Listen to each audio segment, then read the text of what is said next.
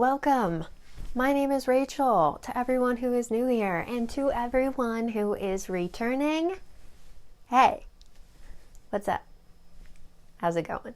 So today, with the title of this video being what it is, we are going to be basically reviewing / having some suggestions for Holly Black and her new book, The Stolen Heir. For those of you who do not know, you probably don't because I've never mentioned it, I am the editor-in-chief of a small academic publisher. I primarily work with very dense academic writing. However, I would like to get into fiction, and so in order to stay sharp, a lot of times I do this type of stuff in my brain. I thought that this would be a fun exercise. Why not share my thought process? This video is not for Miss Holly Black.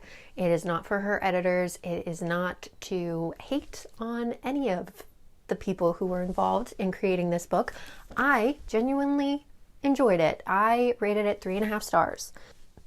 I just want to put that out there. This is not, I understand that I am not in the depths with these people working on this book. This really is just an exercise for me that I do. I just thought that I would share. Just so you know, this is full of spoilers. Full of spoilers of this book and full of spoilers for The Cruel Prince. So if you have not read either of those and you don't want to be spoiled, go read it. Then watch this video. Okay, so I split this up into really a few different things. There's this one really big thing that I think needs to be touched on.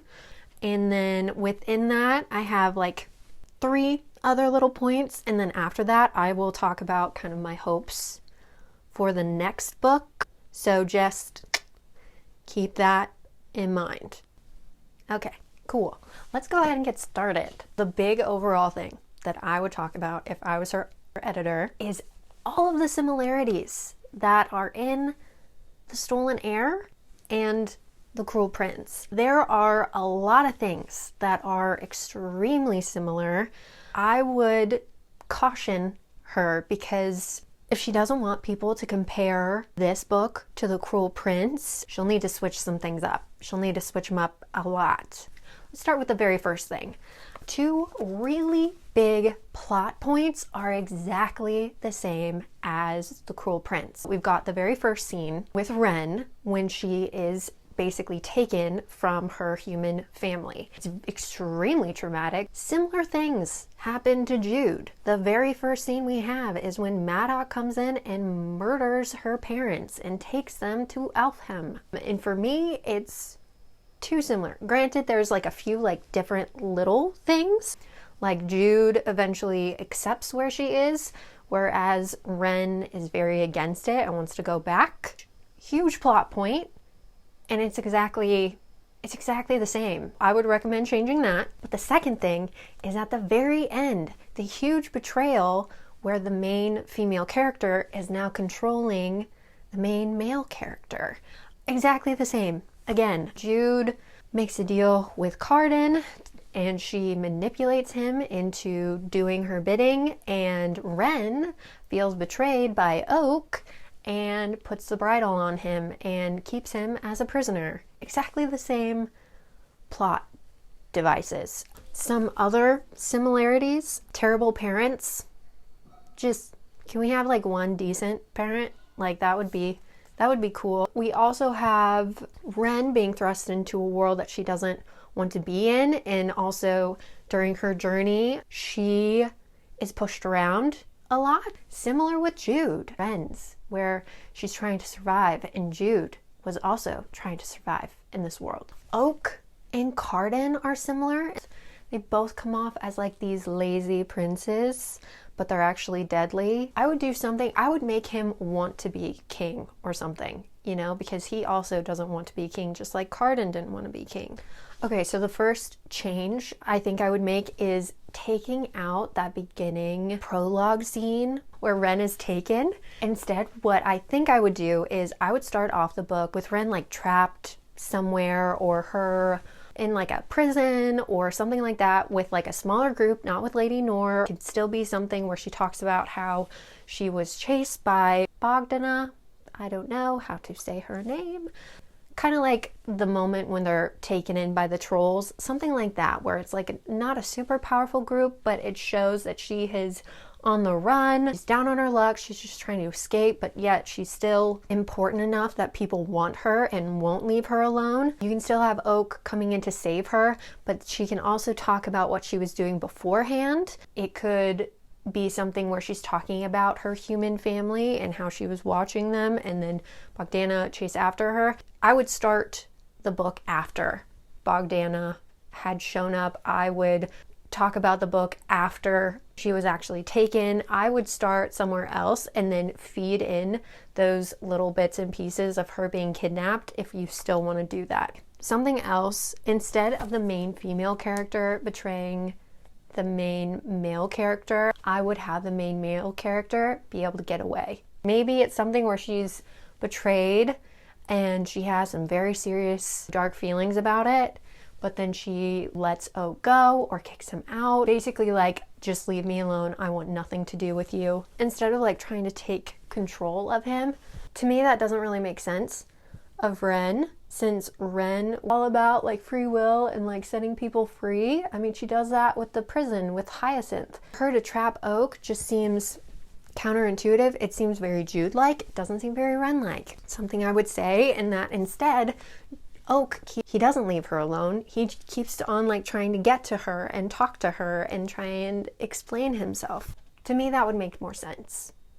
And it wouldn't be exactly the same as Cruel Prince. I think that's a good idea. Not to toot my own horn.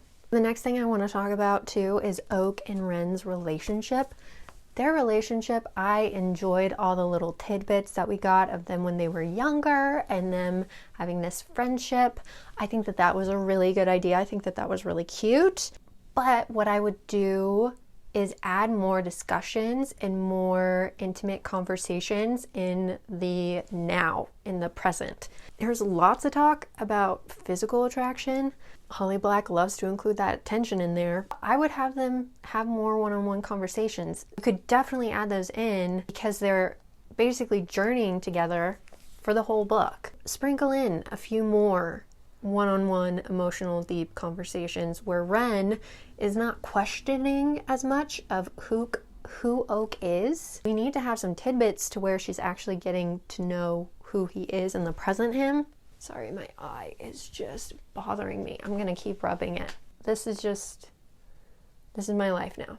Something small that I would tell her is all of these subtle looks, or these looks that Ren can't decipher that Oak gives her, the audience can. And so after a while, they're just overused. So I would say maybe don't include those quite as often because it's very obvious. The last thing I would talk about is Ren's character arc. It is very similar to Jude's ending. Granted, Ren's character arc is different in the sense that she doesn't want to be a part of this world. She doesn't want to be in control, but then by the end, she does want to be in control. It's like a complete 180. I would do something different just because Ren's character arc does not make sense to me. I put down in my notes, was Maddox's speech really that powerful? Because like that's really what changed her mind to the idea of like, I'm always going to be at the whim of these people. I'm going to use the power that I have and I'm going to make everyone rue the day. To me, it was such a quick flip. I will say, I do like how Ren's impulsivity is constantly talked about and like done. However, I would make her more of an emotionally impulsive person, and instead of just like the actions, I would dig more into the emotions behind why she is being impulsive. Some of her impulsive actions when she breaks out Hyacinth, she tries to run away. I mean, really her trying to find Lady Nor to kill her. I would include more emotion with those because we don't really get that. And I would talk about that being the reason why she wants to be powerful instead of like a thing where she's like cognizantly like thinking it through. If she's going to be impulsive, let's lean into that. Make that the reason why she wants to be powerful now, instead of Maddox's speech that wasn't even necessarily that good. Okay, so just to go over what I talked about, the main issue is the fact that a lot of the stuff is similar to Cruel Prince, including a lot of big plot points. So I would change that stuff. The other thing, Ren and Oak's relationship needs to differ from Carden and Jude's relationship. Oak as a character needs to differ more from Carden. And then also Ren's character arc, let's lean into more of emotional impulsivity and give her a bit more agency in that. Let's go ahead and then now let's talk about hopes for the next book.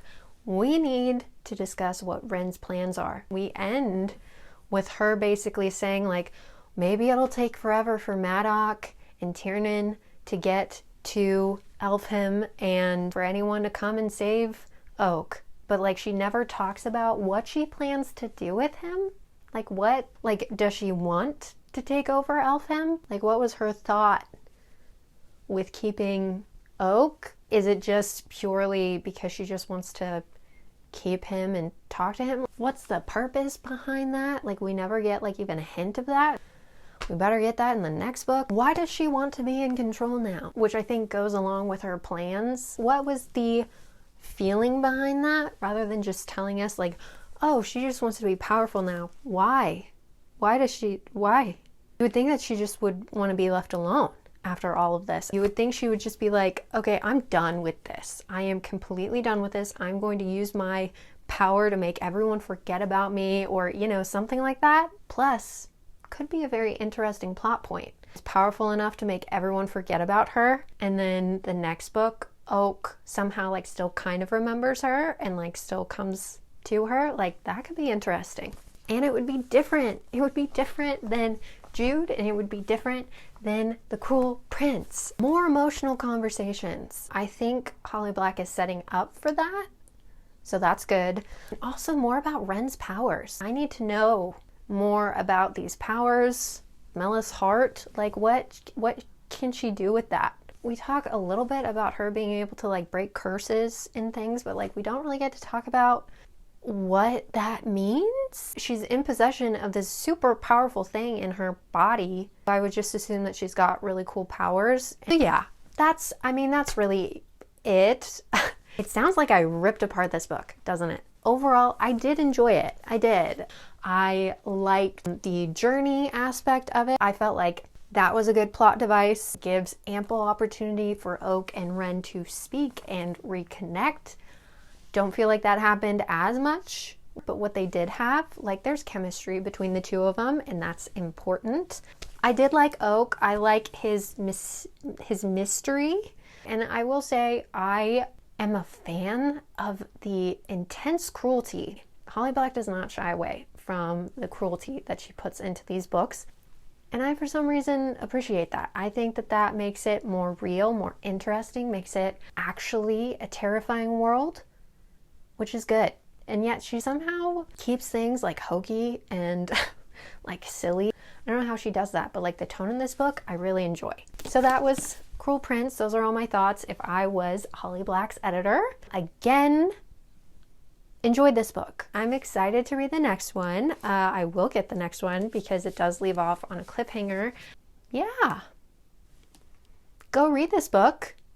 You already have, or else you wouldn't be watching this. Okay, so that is it for today. Like, comment, subscribe if you want to. If you have any thoughts on this book or some comments that you would have for Miss Holly Black, if you were her editor, please leave them. Don't just leave hate comments about the book, not about that life. Constructive criticism only. But yeah, this was great. I'm thinking maybe I'll do more videos like this because this interests me. If you would like to see more book reviews by me, I put them over on my Instagram at Rachel's Reading Rainbow. I will talk to you guys again soon. Okay, bye.